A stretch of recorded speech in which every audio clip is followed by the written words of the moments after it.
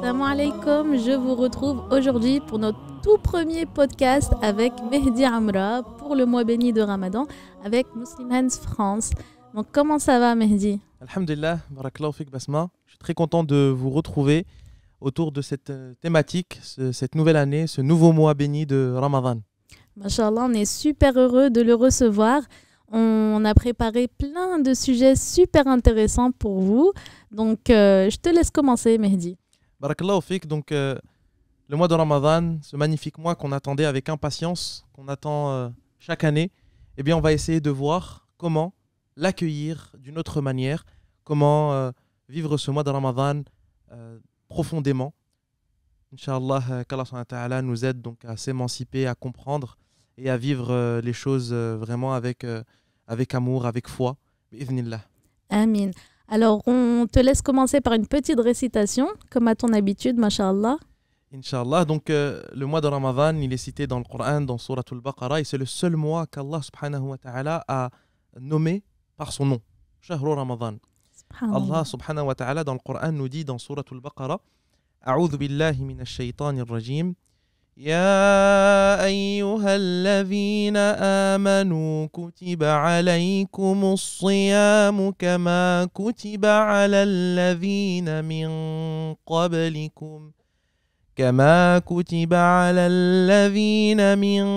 قبلكم لعلكم تتقون أياما معدودات. Allah subhanahu wa ta'ala, dans une traduction rapprochée, s'adresse aux croyants. Ô les croyants. Donc à cette catégorie de personnes qui a déjà un certain bagage spirituel. Le jeûne vous a été prescrit. Donc c'est une obligation. Au même titre que la prière, au même titre que la zakat, c'est une obligation et c'est le quatrième pilier de l'islam. Ce jeûne vous a été prescrit comme il a été prescrit donc au peuple précédent, aux générations précédentes, pour atteindre la piété. C'est un des objectifs du jeûne. Et nous allons voir, Inch'Allah, dans d'autres épisodes, qu'est-ce que la piété et comment atteindre cette piété. Puis Allah subhanahu wa ta'ala nous dit juste après, Ayyaman ma'doudat. Des mots vraiment très profonds de la part d'Allah subhanahu wa ta'ala, des jours comptés. Des jours comptés, c'est-à-dire pour peu de jours. C'est-à-dire le mois de Ramadan, 30 jours sur toute l'année, eh bien vous avez 30 jours pour atteindre ces objectifs et vous émanciper.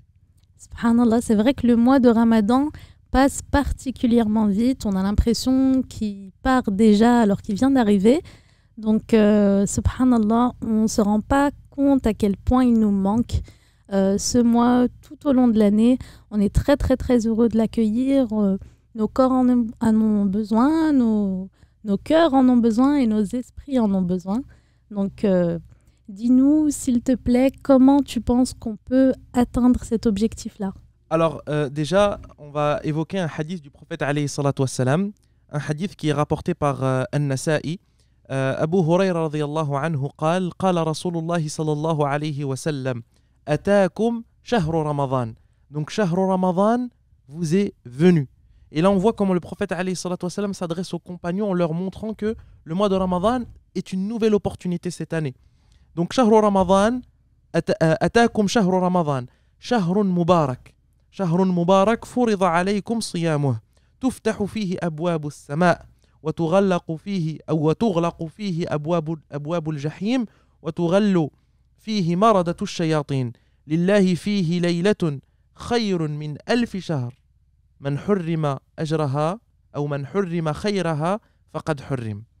Donc Allah subhanahu wa ta'ala, à travers le prophète alayhi salatu wassalam, nous montre comment, dans le mois de Ramadan, il y a un cadre qui est défini par Allah subhanahu wa ta'ala afin de pouvoir jeûner au mieux. Et donc, on n'a plus d'excuses. Allah subhanahu wa ta'ala nous pose ce cadre qui est vraiment exceptionnel. Donc, le prophète alayhi salatu wassalam dit, les portes des cieux sont ouvertes, les portes de Jahannam sont fermées. Et dans un autre hadith, les portes du paradis sont ouvertes. Les portes de Jahannam sont fermées et les shayatines sont enchaînées. Donc là, effectivement, c'est un combat contre nous-mêmes, contre notre nafs, pas contre shaytan. Plus d'excuses durant ce mois de Ramadan. Subhanallah, c'est vrai que c'est plus facile pour nous de jeûner pendant le Ramadan. On a toujours cette impression et on découvre pourquoi. Subhanallah, on a un seul ennemi cette fois, pas deux. Effectivement, le prophète alayhi salatu wassalam aussi veut montrer aux compagnons qu'il n'y a pas que la piété à atteindre, mais Allah subhanahu wa ta'ala peut nous effacer nos péchés durant le mois de Ramadan. Pourquoi? Le hadith authentique du prophète alayhi salatu wassalam rapporté par Al-Bukhari et Muslim عن أبي هريرة رضي الله عنه قال قال رسول الله صلى الله عليه وسلم من قام ليلة القدر إيمانا واحتسابا غفر له ما تقدم من ذنبه ومن صام رمضان إيمانا واحتسابا غفر له ما تقدم من ذنبه. Donc dans une traduction rapprochée, le prophète alayhi salatu wassalam, selon Abu Huraira, a dit: celui qui prie la nuit du destin avec foi et sincérité, et non pas juste une sincérité facile ou dite avec la langue, une sincérité profonde, c'est-à-dire en espérant la récompense d'Allah subhanahu wa ta'ala, alors ses péchés précédents sont pardonnés. وَمَنْ صَامَ رَمَضَانَ إِيمَانًا وَاحْتِسَابًا غُفِرَ لَهُ مَا تَقَدَّمَ مِنْ ذَنْبِهِ. Et celui qui jeûne le mois de Ramadan avec foi et sincérité, en espérant la récompense d'Allah subhanahu wa ta'ala, alors ses péchés précédents sont pardonnés. Allah nous lave de nos péchés et combien nous en avons besoin. Subhanallah, c'est super intéressant que tu abordes ce hadith parce qu'on a tendance, notre génération en tout cas, à jeûner pour les bénéfices prouvés scientifiquement sur nos corps. Donc les études de chercheurs américains, de chercheurs français, suisses, allemands, etc., qui nous disent les bénéfices du jeûne sur nos corps, qui nous apprennent que le jeûne peut traiter de nombreuses maladies et qu'il nous débarrasse de toutes nos toxines. Et subhanallah, on a tendance à jeûner pour cette raison-là. Donc cette nuance vraiment de jeûner pour Allah subhanahu wa ta'ala et par piété en fait, finalement, elle est très importante. Donc comment on peut être sûr qu'on jeûne par piété et non pas pour nos bénéfices personnels? Alors subhanallah, ce parallèle il est magnifique. Allah subhanahu wa ta'ala nous incite à jeûner et beaucoup d'autres personnes, même non croyantes, jeûnent pour un peu faire une vidange de ce qu'il y a dans leur corps, pour un peu laver leur corps. Et Allah subhanahu wa ta'ala lave aussi notre âme à travers ce jeûne. Donc je pense qu'il faut impérativement, pour nous tous, et moi le premier, se reconcentrer sur notre niyyah, sur notre intention, lui donner le bon chemin et un bon départ, afin de pouvoir effectivement atteindre tous ces différents objectifs du jeûne. Il n'y a pas que la piété à atteindre, il y a beaucoup d'autres objectifs qui se réunissent dans la satisfaction d'Allah subhanahu wa ta'ala. Allah subhanahu wa ta'ala donne une récompense aux jeûneurs, et cette récompense est cachée. Kullu amali ibn Adam lah. Tous les actes du fils d'Adam sont à lui. Illa as-sawm fahuwa li wa ana ajzi bih, comme rapporté dans le hadith authentique, sauf le jeûne. C'est un acte qui est à moi, c'est-à-dire que c'est un acte qui est pour Dieu. Personne ne surveille notre jeûne. Est-ce que je suis caché et je bois, je mange sans que quelqu'un me regarde? Alors que tous ensemble, on a tous été seuls à la maison, nos petits frères, nos petites sœurs qui ont commencé à jeûner, et malgré ça, ils jeûnent jusqu'au bout. Et s'ils mangent, ils vont dire j'ai mangé. Car on sait dans le jeûne qu'Allah subhanahu wa ta'ala nous voit. Et car on sait que ce jeûne, ce n'est pas pour papa, ce n'est pas pour maman, c'est pour Allah subhanahu wa ta'ala, donc il faut ancrer ça en nous. Illa as-sawm fahuwa li wa ana ajzi bih. La seule chose qui est à moi dans les actes, c'est le jeûne, dit Allah subhanahu wa ta'ala. Alors c'est lui qui attribuera la récompense qui est cachée. Subhanallah, j'ai toujours pensé que ce jeûne du mois de Ramadan n'entrait pas en compte dans ce hadith. Je pensais que c'était juste les jeûnes surérogatoires qui n'étaient pas un fard, en fait, une obligation, comme nous l'apprend le verset que tu viens de réciter. C'est vraiment un fard, c'est un pilier de l'islam, le jeûne du mois de Ramadan. Donc je pensais que cette récompense-là ne valait que pour les jours de jeûne, jeûner le reste de l'année. Alors imaginons que c'est que pour ces jours-là. Alors imagine ce qui est obligatoire. Si ça c'est le surérogatoire. C'est comme le hadith par rapport aux prières surrogatoires. Plus le fils d'Adam fait des prières surrogatoires, plus je l'aime. Alors imagine pour la vraie prière qui est obligatoire et qui est prescrite. Et là, on est en train de valider un pilier de l'islam. Donc la récompense est bien meilleure et bien forte. Qu'Allah subhanahu wa ta'ala nous l'attribue et qu'Allah subhanahu wa ta'ala nous aide à jeûner ce mois de Ramadan avec foi et sincérité en ayant cette conviction que cette récompense, nous allons la retrouver auprès de lui. Amin. Alors, pour vous aider à atteindre cet objectif-là, on vous a préparé un guide spécial pour ce mois de Ramadan. Donc, on a un programme complet de lecture du Coran avec le nombre de versets à lire par jour pour compléter la lecture entière du Coran pendant le mois de Ramadan. On a également une partie tadabbur. Donc, on a choisi un verset ou un hadith du prophète sallallahu alayhi wa sallam que vous allez pouvoir penser, vraiment réfléchir, avoir une vraie réflexion. Ça prendra pas longtemps, mais ce sera très, très, très enrichissant. Et enfin, une petite idée de bonne action. Donc, c'est très simple à suivre, mais Inch'Allah, ça vous aidera énormément à vivre ce mois vraiment pleinement et à être heureux à la fin du mois, parce que c'est ça le plus difficile, c'est d'arriver à la fin du mois et de se dire est-ce que j'en ai profité, est-ce que j'ai pu tenir sur la durée. Alors, j'ai vu aussi que sur le site de Muslim Hands, il y a des blogs, il y a des rubriques où vous pouvez retrouver donc, les différentes invocations et les différentes évocations à dire. Elles sont traduites et elles sont bien écrites. Donc, si tu peux nous en dire un petit mot aussi dessus. Oui, alors on a plusieurs blogs où vous retrouverez des adhkars du matin, du soir, des adhkars de protection, des adhkars quand vous avez des examens. Voilà, toutes sortes de petites choses pratiques pour vous aider à vivre votre mois de Ramadan et bien sûr tout au long de l'année. Parce que l'objectif, notre cher Mehdi, tu nous le rappelles, c'est d'en profiter pour vraiment avoir une très bonne relation, Inch'Allah, avec Allah subhanahu wa ta'ala tout au long de l'année, parce qu'on a tendance à se rapprocher d'Allah pendant le Ramadan et après, tout de suite après, on commence à baisser.